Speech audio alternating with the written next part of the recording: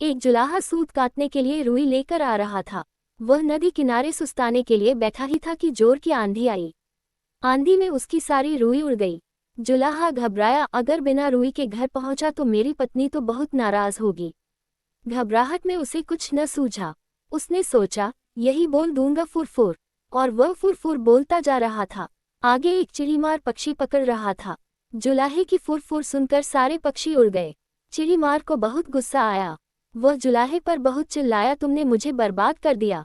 आगे से तुम ऐसा कहना, पकड़ो पकड़ो। जुलाहा जोर जोर से, पकड़ो पकड़ो, रटता गया। रास्ते में कुछ चोर रुपए गिन रहे थे। जुलाहे की पकड़ो पकड़ो सुनकर वे घबरा गए। फिर उन्होंने देखा कि अकेला जुलाहा ही चला आ रहा था। चोरों ने उसे पकड़ा और घूरते हुए कहा, ये क्या बक रहे हो? हमें मरवाने का इरादा है क्या? तुम्हें कहना चाहिए, इसको रखो, ढेरों लाओ, समझे? जुलाहा यही कहता हुआ आगे बढ़ गया, इसको रखो, ढेरों लाओ। जब वह शमशान के पास से गुजर रहा था तो वहां गांव वाले शवों को जला रहे थे। उस गांव में हैजा फैला हुआ था। लोगों ने जुलाहे को कहते सुना, इसको रखो, ढेरों लाओ। तब उन्हें बड़ा गुस्सा आया। वे चिल्लाए, तुम्हें शर्म नहीं आती है? हमारे गांव में इतना भारी दुख फैला है और तुम ऐसा बकते हो। तुम्हें कहना चाहिए, ये तो बड़े दुख की बात है। जुलाहा शर्म से पानी पानी हो गया। वह यही रटता हुआ आगे बढ़ने लगा, ये तो बड़े दुख की बात है। कुछ देर बाद वह एक बारात के पास से गुजरा।